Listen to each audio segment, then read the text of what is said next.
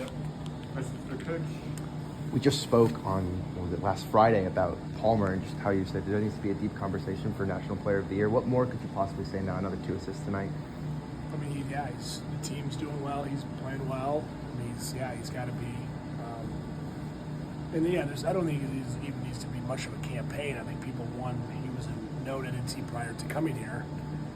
Now he's just having his best season as of all of his years. So yeah, I mean, we just got to keep focusing on winning, and he continues to play well. His stats say a lot, but his performance too has been really good. So that's what we're really pleased with. We heard Palmer and Alex talk about the restart effectiveness tonight, and it's something you haven't had all year, but it was obviously a key to tonight's match.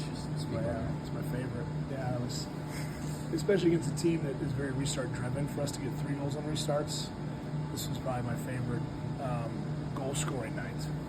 Now, I'd love to score 4 great goals from the run of play, and the 4th goal was very nice. Shots from distance, those are all great. But when you're scoring restart goals, it changes a lot, and it keeps. It allowed us tonight to. Maybe it's 1-0 if we don't get one of those. It's a tight game, and we find one. But restarts change games, and we haven't been consistent. Execution was excellent tonight on all of them. We've been working hard on all those scenarios, and just neat to see the guys rewarded. That's really what also, and we all love winning. So we got to continue to work hard on those small, important details. It was Jude's first Big Ten start tonight, and he battled through some injury early/soreness. I don't know which. But how do you think his performance and him playing through adversity just set the tone for the team? Yeah, I thought Jude played well. I thought his voice was excellent. He didn't have to do a lot, but his size certainly helped us on a few, crosses that he came out, very easily and plucked. I think Jude tonight in particular really helped us with his length on his distribution with the wind. That wind spree was tougher than I thought going into it. In the first half, it was very difficult to build through the lines and he was able to kind of help bypass it a few times, and that helped us. In the second half, he was able to spin them a few times. We wanted to get behind them to soften them up, and when we did both, we were very effective, and he helps that. He can crush them all. I mean, it doesn't take much of he's got a really good distribution and length in particular.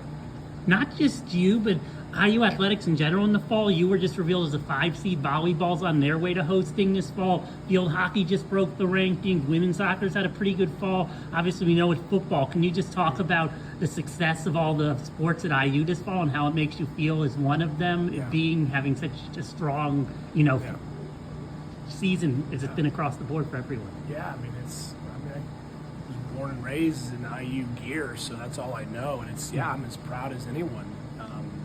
Whether it's the current students who know no different of times where maybe we weren't strong in other sports, to now where everyone's like, man, we're just winning.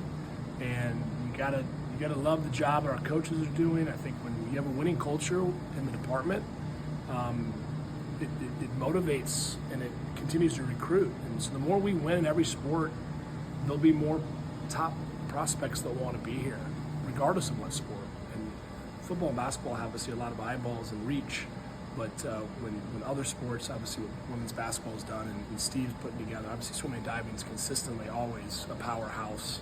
You go down the list, but it's neat to see field hockey get a huge win against a team they have not beaten. Josh is doing a nice job with the women's program. I think, we're red hot. I mean, people want to be at IU, and the students are loving it. We're loving it, and this is, I don't think, just like it's going to happen this year. I think it's sustainable, and we're going to do our part to always continue to push us up in the upper echelons. How important is it to get Jude into Big Ten matches, knowing that Holden's going to be gone next year? Yeah, massive. I mean, the goal really at this phase of the year was to get both confident, both games, because although Holden's had a lot of experience, he's been out for 2 years and had a lot of injuries, so we got to get him back where he's like, I can win games, I feel good. And his body was a little bit sore from all the reps, and so I think getting him confidence, I could do the job, and now he's more rested and healthy, we could switch to Holden in a heartbeat in the game. And tonight, with Jude going down, Holden's ready to go. He's in a mentally good place. It wasn't like Holden was not playing well. We just felt we needed to get Jude, and Jude has a couple different skill sets. So we, as coaches, no different, why Nolan, why Bendo tonight? Maybe the game, what's it asking for? So there might be a situation where we go back to Holden. We're not trying to confuse them, so obviously we want to ensure that there's confidence in both. But I think right now we have both in a really good place, and that's where we want to be. Front line has obviously been changing. We've talked about this a couple of times now and keep trying to figure out and tinker with that. But the one constant is obviously Palmer and Collins as well. But with Palmer, have you found anything with like certain people that work well off of him, or what you've been seeing there with him, sort of being either up front at the top or sort of as like the 10? Yeah, I mean, he's definitely the most effective. We can get him, in the 10 underneath, in the high seam where he can play off of someone, but he's also so good at getting in the channel with some of our movements. And so I think Easton and Colton have played the lion's share of the minutes with him up there, and then we've obviously moved Nessie in there a little bit. We played Yako at the 10 and played him a little higher. He just gets less touches when we have him kind of at the point, if you will, and you want him touching the ball more than not. So I think all of them have read him more. I think we're reading each other better. And so whether it's Collins left or right, Yako's in left or right, I mean, I think as this year's gone, although we've changed the lineup, everyone's starting to really click into like, that's the movement he looks for. That's his nuance. And you just need time. Obviously the training field is where we do it the most. And so we look at that on video and say, hey, that was the moment. What does he want? He wants this movement. That's what he likes to do. So we should have shown that. And then reading the movements, we have communication, we have numbers and things for our movements and terms that we talk about. So yeah, I think it's every week. I think we're getting more connected with our thoughts and movement in the attack.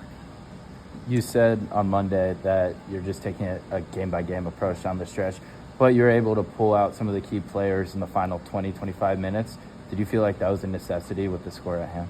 Absolutely. I mean, when you can get some guys off knowing that we played Maryland on Friday with them not having a game this week, and we have to travel, that was definitely in our minds. And we have a lot of confidence with our rotation guys, so it's not like we were like worried they can't get the job done.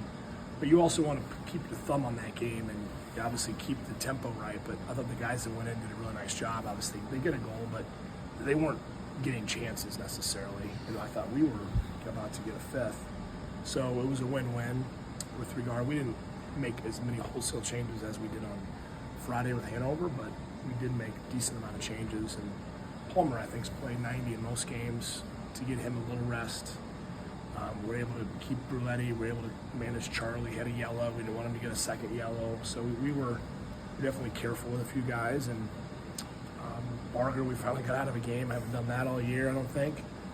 Josh, you usually have to keep one of the center backs. We kept Josh in because he's missed, obviously, a little bit. He's a glue guy, so I knew he'd keep us organized. So, yeah, I think it was good for us. Couple matches left. You don't know how the points are going to fall, but Maryland being right up there at the top. Is there any extra emphasis on winning this, or any message change in the locker room, just knowing what's at stake? Yeah, I mean, I think you can kind of throw the table aside. It's just both of our programs love playing each other. It's a fantastic rivalry and a really healthy rivalry. Honestly, it's not bad blood, or we both have a lot of respect. We both have been, amongst the leaders for many, many years. If you want to call the Blue Bloods, they would be in that same conversation with us historically.